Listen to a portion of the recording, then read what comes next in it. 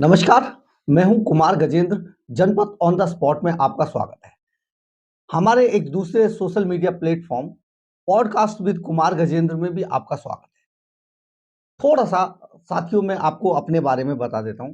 मैं कुमार गजेंद्र पिछले 26 सालों से लगातार एक ब्लास्ट पत्रकारिता में विश्वास करता हूं और एक बड़ा अच्छा नाम कमाया मैंने पत्रकारिता के अंदर। बहुत सारी मेरी खबरें, ब्रेकिंग न्यूज़ जो अपने अपने समय में बहुत ज़्यादा तहलका मचाती रही हैं। लगातार मैं सच्चाई लोगों के सामने लाने के लिए प्रयासरत रहा हूँ जब से पत्रकारिता के क्षेत्र में आया था। कोई ऐसा अखबार, कोई मीडिया संस्थान नहीं जहाँ मैंने काम नहीं किया है। लेकिन अब मेरा ये प्लेटफ़ॉर्म मैंने ये इसलिए शुरू किया कि बहुत सारी चीज़ें, आज पत्रकारिता का स्वरूप जिस तरीके से बदला है, बहुत सारी चीज़ें आप तक नहीं पहुँच पाती हैं क्योंकि आज चंपू पत्रकारिता का दौर है।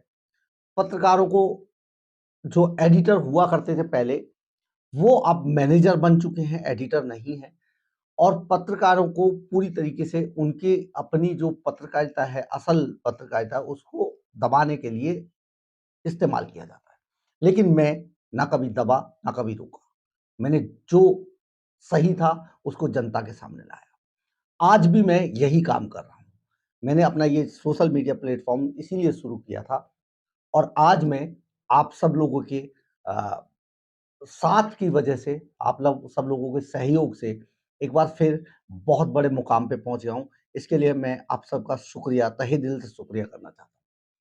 अगर आपको मेरा ये चैनल अच्छा लगे, मेरी ये खबरें अच्छी लगें, तो आप कृपया करके मेरे चैनल को लाइक और सब्सक्राइब के अलावा मेरे चैनल को जॉइन कर सकते हैं। इसके अलावा मेरे मुझे आर्थिक रूप से सपोर्ट करने के लिए आप सुपर थैंक्स का बटन भी दबा सकते हैं। मेरे बहुत सारे साथियों ने, जिन्होंने मुझे सुपर थैंक्स करके कृतार्थ किया है, मैं उनका भी बहुत तहे दिल से शुक्रिया करना चाहता हूँ। मैं उनका धन्यवाद कहना चाहता हूँ। इससे मुझे बल मिलता है। मैं असली पत्रकारिता को सचमुच आपके सामने लाना चाहता हूँ, जो आज कहीं खो चुकी है। जिस पत्रकारिता को आप आज ढूँढ रहे हैं, जिसके लिए सचमुच पत्रकारिता को जाना जाता था, वो पत्रकारिता कहीं गुम हो चुकी है। लेकिन मैं आपके सामने वो पत्रकारिता पेश करूँगा हर हाल में, हर तरीके से। अब हम खबर पे आते हैं।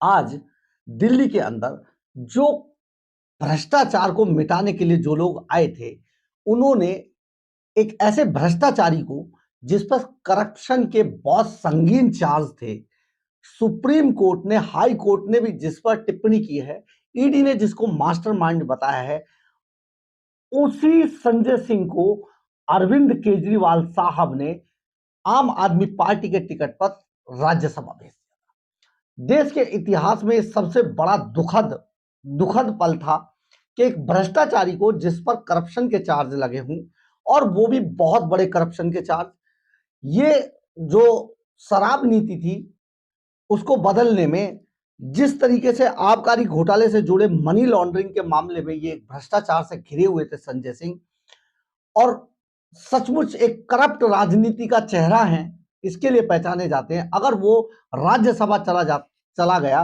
तो ये सचमुच बहुत दुखद था। देश की राजनीति में इससे बुरा, इससे बड़ा काला दिन कभी नहीं हो सकता।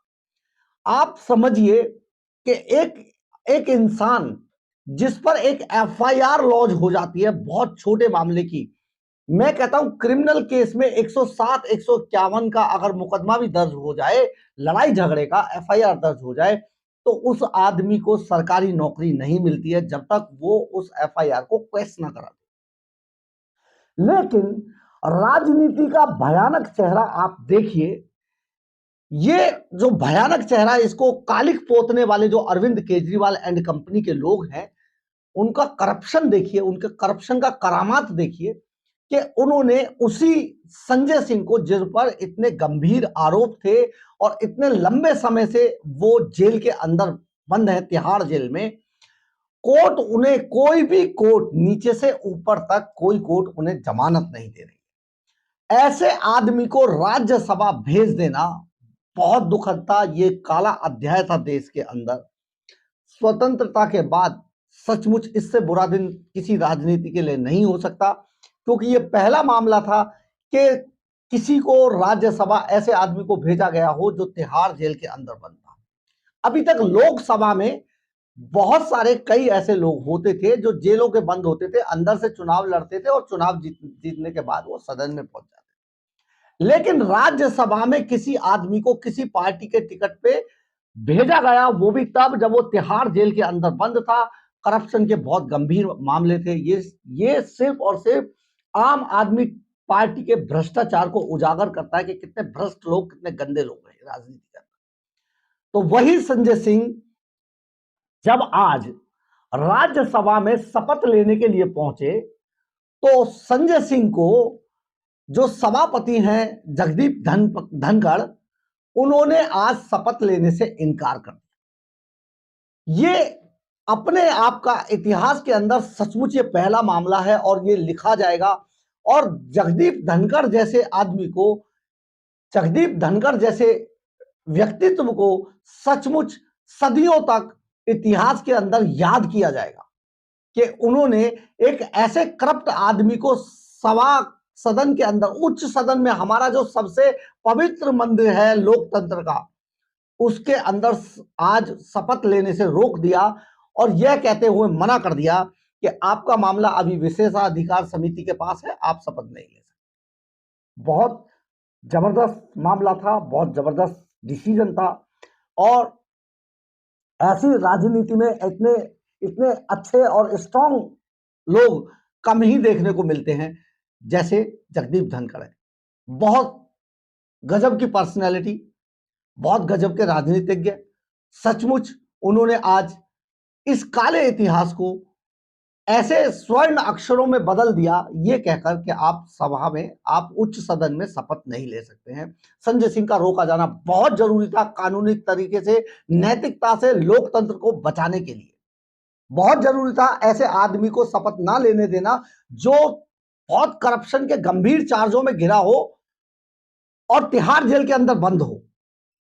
आज सचमुच जगदीप धनखड़ ने, जो सभापति हैं राज्यसभा के, उन्होंने एक अच्छा काम किया, अच्छा कदम उठाया और एक स्ट्रांग राजनीति का नमूना पेश किया कि किस तरीके से, देखिए, राजनीति कैसे की जाती है। बिल्कुल नहीं झुके किसी पार्टी के लिए, किसी नेता के सामने, और उन्होंने उन्हें, संजय सिंह को, आज शपथ नहीं लेने दी। अब हम इसमें आपको बताते हैं कि सारा मामला था क्या। दरअसल है क्या कि संजय सिंह जो आबकारी नीति घोटाले के अंदर, जो मनी लॉन्ड्रिंग मामले में तिहाड़ जेल के अंदर बंद है, वो तिहाड़ जेल से ही उन्होंने राउज एवेन्यू कोर्ट में एक याचिका दाखिल की थी और याचिका में उन्होंने मांग की थी कि उन्हें 4 से 10 फरवरी तक के लिए अंतरिम जमानत दे दी जाए और उस अंतरिम जमानत में जाकर वो राज्यसभा में, जो मौजूदा सदन चल रहा है, उसके अंदर, वो सत्र के अंदर, मौजूदा सत्र में वो शामिल होना चाहते। स्पेशल जज M.K. नागपाल ने उन्हें ये इजाजत तो नहीं दी कि वो 4 से 10 फरवरी तक के लिए अंतरिम जमानत तो उन्हें नहीं दी। हाँ, इतनी इजाजत दी कि आप जाकर सुबह 10 बजे तक आप जाकर सदन में आप अपनी शपथ ले लीजिए। और पुलिस को यह आदेश दिया कि इनको कंडीशनल एक राहत है ये, जो कुछ देर के लिए 10 बजे इन्हें राइट ले जाया जाए, शपथ दिलाने के बाद वापस तिहाड़ जेल के अंदर डाल दिया जाए ले जाके, सिर्फ ये शपथ ले सकते। लेकिन जो आम आदमी पार्टी के जो लोग हैं, जो गंदी राजनीति, जो भ्रष्टाचार से डूबे हुए लोग हैं आखंड, वो आज इस पर एक बड़ी अजीब सी चर्चा कर रहे हैं ताकि इस मामले को भुला दिया जाए। चर्चा ये है दरअसल कि जब विशेष न्यायाधीश स्पेशल जज M.K. नागपाल ने इन्हें इजाजत दे दी थी, तो जगदीप धनखड़ कैसे रोक सकते हैं? ये दोनों अलग अलग मामले हैं। हम आपको, अपने जो हमारे चैनल को देखते हैं, उनको हम ये क्लियर कर देना चाहते हैं। जो स्पेशल विशेष जज जो राउज एवेन्यू कोर्ट के M.K. नागपाल थे, इन्होंने जो याचिका दायर की थी संजय सिंह ने कि मुझे ये इजाजत दी जाए सदन तक मौजूदा सत्र में पहुंचने की, उन्होंने सिर्फ इजाजत दी थी सुबह 10 बजे तक जाके तिहाड़ जेल से ये राज्यसभा में शपथ ले सकते हैं, यानी कि राज्यसभा के अंदर पहुंचकर अपनी शपथ लेकर वापस आ।